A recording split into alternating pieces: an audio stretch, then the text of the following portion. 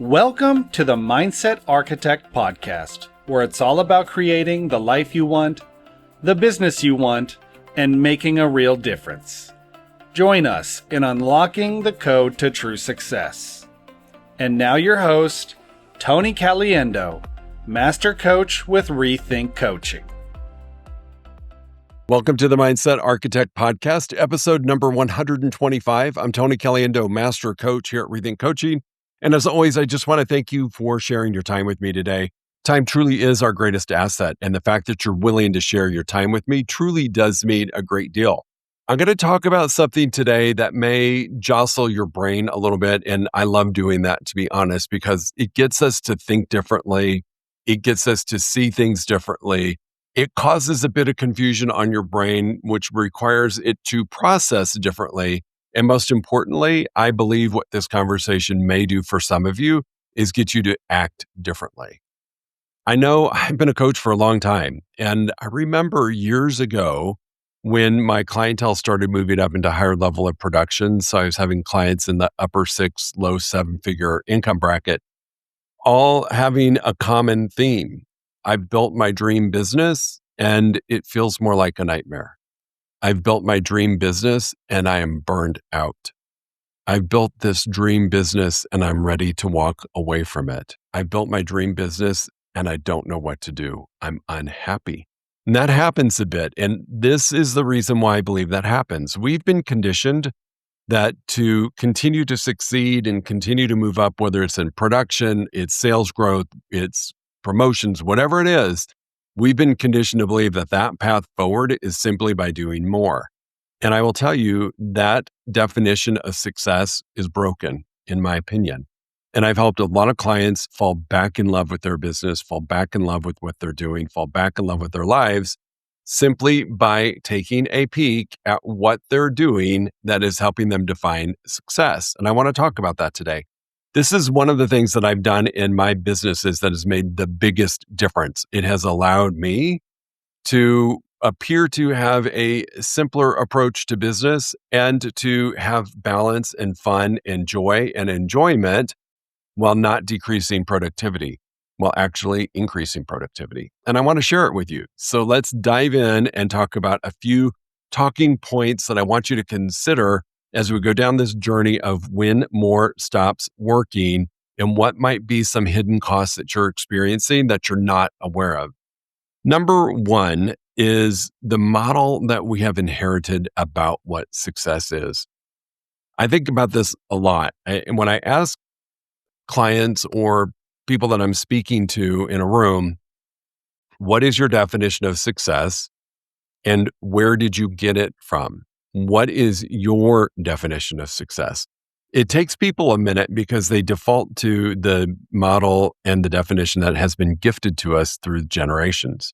Success means this. Success means doing more. Success means making more. Success means a larger organization. Success, it has all of these external meanings. Yet when I really ask someone to sit down and write down their definition of success, it takes them back for a moment because I don't believe we've ever done it. I know for myself, when I was in the hotel industry, I measured success by the next job. I just had to do more, be better than my peers, get promoted, work harder, work longer hours, skip the vacation, and get promoted. And it did happen, yet what I'm realizing is that isn't necessarily what needed to happen. Same thing in real estate. As an individual agent, I started watching agents that were more successful than me. And what that meant to me was they were making more money, they were selling more homes, they had more market share, they were bigger in the industry. And I focused on all of those external things and allowed that to be my definition of success. Not once did I ever step back and consider success to be more money, more income, and joy, balance, love of what we're doing, only doing what matters. Not once did I ever do that. That's the number one thing I would say is important for you to do right now is just to take a step back and ask yourself, what is my definition of success? Because the do more, be more, have more as the cultural script to success is really quite broken. Yet that's where most of us live when we're looking at how do we become more successful. Here's the funny thing about it. when I first started out as an entrepreneur, or even when I selling homes, or even when I started off as a coach, the do more worked because my baseline was pretty low, right? So in the beginning, when you do more, it actually reinforces that model of, do more, be more, have more. The reality is it works for a while, and then you max out at how much more you can possibly do. And productivity, hustle, achievement become your identity when you're in the more mode. So think about that. Your productivity, how much you're hustling, how much you're out there making sales, your achievements become your identity. You start to lose yourself in this definition that's been gifted to you of what success is. There's this silent agreement that's happening within you, and that is that more effort equals more success. And for a while, that will work. And then it won't. Number two thing I want you to consider is when the formula starts to fail. So when that do more, be more, have more starts to fail, what happens? You reach a plateau. I can promise you that's what happens. That's the first sign that this old model and definition of what you're doing may not be supporting you anymore. You start to see that actually taking more action results in less progress. I think this happens because we get diluted in the action that we take. We play the comparison game. We look at our peers, we look at people doing the same thing we're doing and see what they're doing that is working for them. And we immediately start jumping around to find the magic bullet. What's the thing that is going to make the difference in my business that other people are doing that I just need to go do? And I believe that we inherit or we believe in this more activity is going to get us to greater progress. And it actually dilutes and distracts and can diminish your progress. I've seen this happen where people are doing more and more and more, and their success is going down, down, down. The results are going down. And it's really just a symptom of this belief. And when the formula starts to fail us, you might be feeling busy, yet have lost your edge, or you're not as effective as it used to be. Again, I think this comes from delusion or distraction. You're probably experiencing signs of fatigue, frustration. I've lost my mojo. I've lost my spark. I don't love what I'm doing anymore.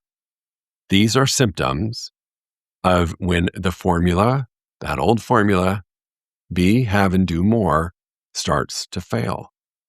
There's a lot of confusion, right? You're like, my gosh, I'm doing everything right. I'm doing all of this stuff, but why does it feel so wrong? Why am I not making more progress? Why am I not seeing better results? Why am I continuing to be frustrated? Or why am I continuing to stay in the same place and not be able to break through the goal ceiling that I so badly want to break through? I feel like we've all experienced this at some point in our careers. I know I have. I know I did. And I started playing the game that everybody plays, started adding more people to my team, started doing different projects, started saying yes to different opportunities that were not in alignment with who I am, started doing the things because I was following this old formula of success. And I can tell you, there were times in my career, and there have been multiple times in my career, both as an executive leadership roles in the hospitality and as an exec in my own companies, where I was really burned out and I was close to throwing in the towel. And it was simply because I was swimming in this pool of just do more. The number three thing I want you to consider is there really is an invisible cost to more. There's the right more and there's the wrong more. And depending on which lane you're in, there's a cost. So if I'm doing the wrong more, I'm going to be overloaded and I'm going to have decision fatigue. I don't know if any of you feel that. There's some times where I'm like, I just can't make one more dang decision. And it's because I'm allowing these other things to enter my mind about things that I should be doing. Should I do this? Should I do that? Should I hire this company? Should I start doing this funnel? Should I start? And we start getting really, really overloaded. Our attention gets fragmented because we're considering all these other different options. And we're looking at, well, they did it and they were successful and this happened. And we start really flooding our minds with too much to process because we're just in a rush to find more. Usually we find the wrong more and it takes us a while to sift through to get to the right more. yet that can be done. We have very shallow focus. Think about it. If you're focused on a lot of things versus three really important things, your focus is diluted. It is very shallow. It does not have the opportunity to have a deeper impact because you have just a little bit of time to focus on this and then to move your focus to that and then to this. It's that whole multitasking thing that can really come up and bite us in the butt. Stress is happening to you at a really high level in this invisible cost phase. You may not know why, yet you might be experiencing this insane amount of stress. Relationships and fulfillment become collateral damage. Boy, can I relate to this. I remember this was in my corporate days, and I had a position where I was traveling throughout a region. And I was gone 2 to 3 days in different cities, 2 to 3 days a week. So I'd leave on Sunday, come back on Friday, and I had hit 3 different cities. And I was doing that over and over and over and over. And I was just working to get more, to get more, to get more. And my relationships at home suffered big time. Big time. I was no longer feeling a sense of fulfillment. It was just constant rush to get to the next thing, to check it off the box, to do the next thing, to check it off the box, to do the next thing, check it off the box. And there was really a lack of fulfillment because it was all very superficial. There was no depth to it. There was no really meaning to it. So that invisible cost to me is probably one of the greatest costs when it impacts your relationships with your family, your spouse, your friends, your peer group, and it starts to not be fulfilling anymore. We start like, I don't know why I'm doing this. It's really not a whole lot of fun anymore. I have no joy. I'm exhausted and I'm not getting anywhere. There is a cost. Just pay attention. The problem really isn't that you're not doing enough. The problem is that you're doing too much. Again, too much of the wrong more. There's a difference.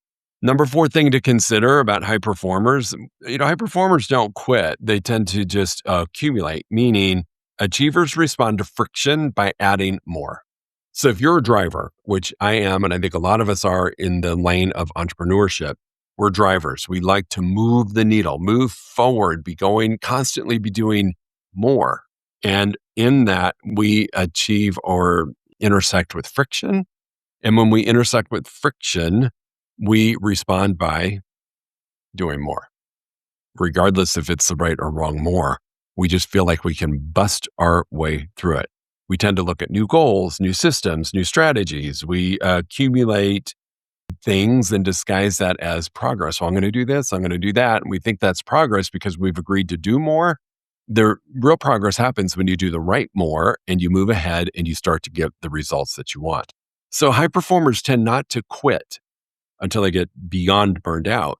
They just tend to start accumulating more things to do and avoiding friction or feeling they can bust through that level of friction by simply just doing more. It's really a trap that you fall into as, I'm going to optimize what I'm doing. I'm going to do more.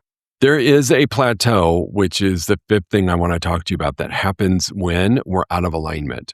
That happens when the system and the model no longer works for us. When more stops working, we hit a plateau. And it's subtle. We appear on paper to be extremely successful. You look at your business plan, you look at your strategies, you look at how you are viewed in your industry. And on paper, we seem to be successful. Yet in reality, we've grown stagnant. We've hit a plateau. Metrics, we change them. We think, well, if I made 3 sales calls and I got this, if I made 10, I would get this. We start to put different metrics in place to hold ourselves to a level of just do more. And we actually start declining because you can't keep up with that pace. That's not a sustainable pace to go. Momentum actually becomes maintenance. Momentum is a wonderful thing when we have it. I love when I am in a state of momentum. Yet, what I've noticed is momentum happens when I'm focused on doing the right things. When I am focused and clear on the certain things that are going to move me forward. And that if I just do those and keep my focus there, I will be in a state of momentum. Versus, like I said earlier, when we dilute what we're doing, when we change our focus, when we really stop paying attention to the right metrics and just start adding more. So a lot of us do metrics on our KPIs, our key performance indicators. And so we look at the activities that should generate a result. And when we aren't able to get that result anymore, rather than dig into what's happening with what we're doing, we want to just pile on other tasks, other things to do. If I do this, if I do that, if I just add more, I'm going to be fine. So I'm going to change my metrics and add those to the equation. All of this goes back to what I said earlier. We start to dilute our focus. We start to dilute going deep, and we stay very surface because we're going in so many different directions. This is what happens when we reach a plateau. And we have this little burning question in the back of our brains almost at all times when we hit this plateau. Is this it? Have I reached the end? Is this how it's all going to be for me moving forward? I've hit this point before, team, and I will tell you, and I will preach this all the time. This is when having a coach can help you out to get you to break through that goal ceiling that you keep hitting. So many clients and folks that I have the privilege of talking to in workshops, in breakout sessions, in keynote presentations that I do, so many people are stuck and they keep saying, I keep having the same year after year after year. And I can't seem to break through. I'm doing more. I've added these tasks. I'm checking these matrix. I'm doing all this stuff. But year after year, I keep getting the same level of results. And after you do that for a while, you start to question, is this it? Have I reached the end? I know when I start to feel that way as a coach, I know that I'm reaching a plateau. Yet it's really hard for me to break through it on my own. This is why I always have at least 2 coaches at all times. And this is when having a coach can help you out because we can't see our blind spots. We can't sometimes pull ourselves out of working in the business long enough to work on it to see the path forward. Having a coach is probably, when you get to this phase of the subtle plateau, is probably the most important time that you've got somebody partnering with you to help you get through to that next level. And that doesn't mean doing more. A lot of times it's just a rearrangement of what you're doing. That's probably my favorite thing to do with a client is to just rearrange, focus attention and activities on what they're already doing, and they have a breakthrough. It never was about doing more. It was really just about rearranging. So the questions come up. So you're in this plateau and you start to think, is this it? And then you might start to question, how do I change it? How do I do more? What no longer belongs? This is an early sign for you that subtraction actually creates movement. This is what I'm saying. When I work with clients, we take a hard look at what they're doing and we start to reorganize. We start to change the order of events. We start to change our focus and our actions in those strategies, not adding more. And we start to take things away that are no longer moving you forward. I hate the saying it's no longer serving you. I don't love that saying, but this is what that means. What am I doing that's not adding value? And or what am I doing that I hate doing? Well, I simply just need to look at things saying, okay, this is what I'm doing and it's creating results. Do I like it or not? This is what I'm doing. It's not creating results. Do I like it or not? And we start to look at those activities and we parcel together our focus on the activities that are giving us value, results, and that we actually enjoy doing. If there's an activity that's giving us results and we don't enjoy, we just need to work on that and figure out what it is about it that you don't enjoy and reframe it. 9 times out of 10, it's a quick fix. But we really do need to honor like the question of what no longer belongs. What am I doing that no longer belongs? And that by releasing it will create the space for more opportunities to show up. That's one of the big things that I will notice. And has happened to me personally. I've let go of some things. Recently, I let go of a group coaching program because it just wasn't what was helping move the needle forward. And the second I did that and let it go, amazing things started showing up from the other areas of focus. I believe this happens because you've created the space for more. You've gotten rid of what is no longer working. It's filling the space, and you've created a void for the right more to show up. We just need to look at it differently. Instead of saying, how do I do more, meaning different activities, different strategies, piling things on, how do I do more of the right more? And it might be in the area that we're already working. And it's really simple versus learning a new task, a new strategy, starting from ground zero with something. It's a different model of success. I know it seems counterintuitive. Subtraction is one of your biggest gifts to moving towards the right more, to moving towards actual experience of success. Just know this, if you're experiencing this right now, you're not broken. It's just us living in an old model, or it's just us not taking the time to define what success means to us and to really focus on what am I doing versus just doing things out of habit, doing things because you've always done it that way and that's what the model says to do. Really breaking the model and making it your own. We're going to talk a little bit more in an upcoming episode about clarity and using clarity as a great multiplier. And that really complements what we've talked about today when more stops working. And this is a bigger topic than one episode. It truly is. This is a topic that we have to wrap our brains around first, that we're going to look at subtraction, and then we're going to look at clarity, and we're going to get more.